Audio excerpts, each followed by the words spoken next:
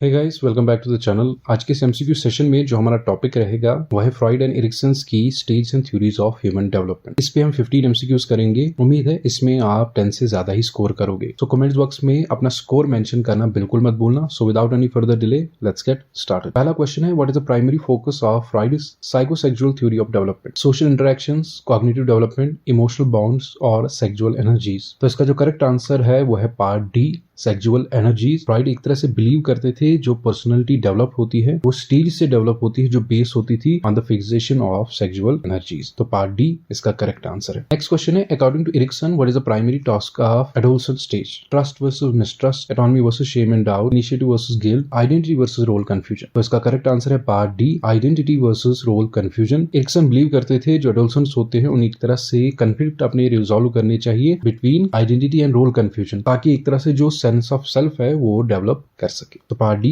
इसका correct answer है। Next question है, which stage in Erikson's theory occurs during infancy? Autonomy versus shame and doubt, trust versus mistrust, industry versus inferiority और integrity versus dispute. इसका जो correct answer है वो है part B, trust versus mistrust. इस particular part का मतलब है कि इन्फेंट्स को सीखना चाहिए जो केयर गिवर्स है कि उन पे कैसे ट्रस्ट करना है उनकी बेसिक नीड्स के लिए, ताकि वो एक तरह से सेंस ऑफ ट्रस्ट डेवलप कर सके। तो पार्ट बी इसका करेक्ट आंसर है। नेक्स्ट क्वेश्चन है, which stage in Freud's theory occurs during the stage of 3 to 6 years? Oral, anal, phallic और लेटेंसी। तो इसका जो करेक्ट आंसर है वो है part C, phallic. Phallic stage एक तरह से करेक्टराइज होती है इलेक्ट्रा कम्प्लेक्स से, जहां पे चिल्ड्रंस अवेयर होते हैं अपनी बॉडीज के लिए। पार्ट सी इसका करेक्ट आंसर। नेक्स्ट क्वेश्चन है, according to Freud what is the main conflict during the anal stage of development? Independence versus shame, trust versus mistrust, initiative versus guilt, autonomy versus shame and doubt. तो इसका जो correct answer है वो है part D. Anal stage में एक तरह से फोकस होती है कहां पे? टॉयलेट ट्रेनिंग पे, या चिल्ड्रंस की एबिलिटी वो किस तरह से अपने जो बॉडीली फंक्शंस है उसको कैसे वो कंट्रोल कर सकते हैं। तो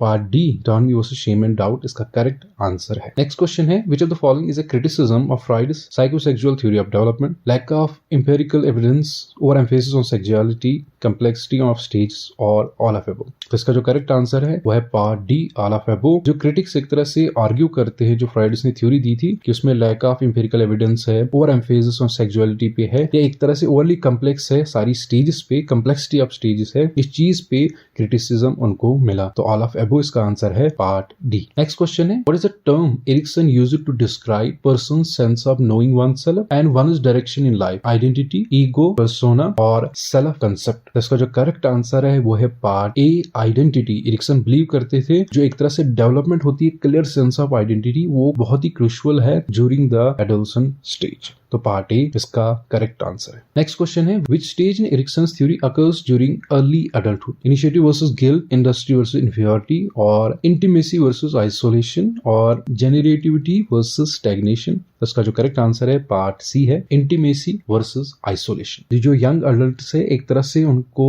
इंटीमेट रिलेशंस फॉर्म करने चाहिए और फेस ऑफ सेंस होना चाहिए आइसोलेशन का, अकॉर्डिंग टू एरिक्सन्स थ्योरी। तो पार्ट सी इसका करेक्ट आंसर है। नेक्स्ट क्वेश्चन है, in Erikson's theory what is the primary task of stage of generativity versus stagnation? To establish intimacy with others, to develop a sense of purpose, to nurture the next generation or to achieve the sense of competence? इसका correct answer है part C, to nurture the next generation। ये stage focus करती है कि एक तरह से contributing होना चाहिए हमें एक सोसाइटी की तरफ, और जो फ्यूचर जनरेशन है उनको हमें गाइड करना चाहिए। तो पार्ट सी इसका करेक्ट आंसर है। नेक्स्ट क्वेश्चन है, which of the following is not one of the stages of Erickson's psychosocial development theory? Trust and mistrust, autonomy and shame and doubt, identity versus role confusion और integrity versus despair। So part D इसका correct answer है, integrity versus despair। ये stage focus करती है elderly reflection on their lives। So part D इसका correct answer है। Question 11 है, according to Erikson what is the primary crisis of stage of industry and inferiority? पहला, competence versus inferiority, initiative versus guilt, autonomy versus shame and doubt और trust versus mistrust. तो इसका जो correct answer है वो है part A,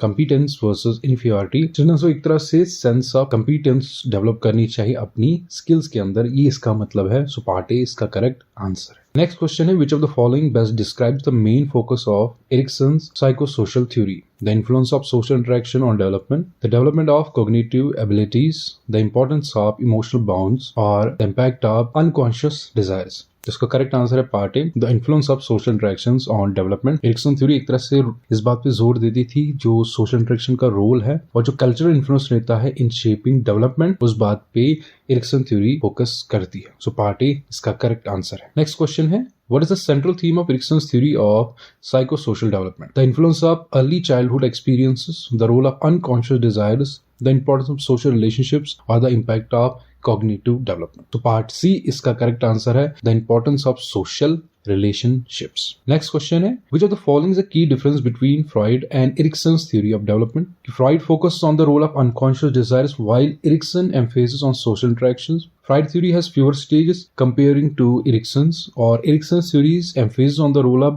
biological instincts while Freud focuses on cultural influences. Freud theory is more focused on cognitive development while Erickson is more focused on emotional development. इसका जो correct answer है वो है पार्ट ए, fried की जो थ्योरी है focus रहती है अनकॉन्शियस डिजायर्स पे, while Erickson एक तरह से जोर देता है किस पे, सोशल इंटरेक्शन पे। पार्ट ए इसका करेक्ट आंसर है। लास्ट क्वेश्चन इस पर्टिकुलर एमसीक्यू सेशन का कि which stage in Erikson's theory occurs during middle adulthood? Generativity versus stagnation, intimacy versus isolation, ego integrative versus despair, और रोल आइडेंटिटी वर्सेस कंफ्यूजन। इसका जो correct answer है part A है generativity versus stagnation. एक middle age adult होना एक तरह से उसको फाइंड करने चाहिए वेज जो कंट्रीब्यूट करते हैं नेक्स्ट जनरेशन की तरफ, और उसको एक तरह से स्टैग्नेंट फील करना चाहिए। तो पार्ट ए इसका करेक्ट आंसर है। आई होप इस एमसीक्यू सेशन से आपको बेनिफिट मिला होगा। तो मिलते हैं अगली वीडियो में एक नए टॉपिक के साथ।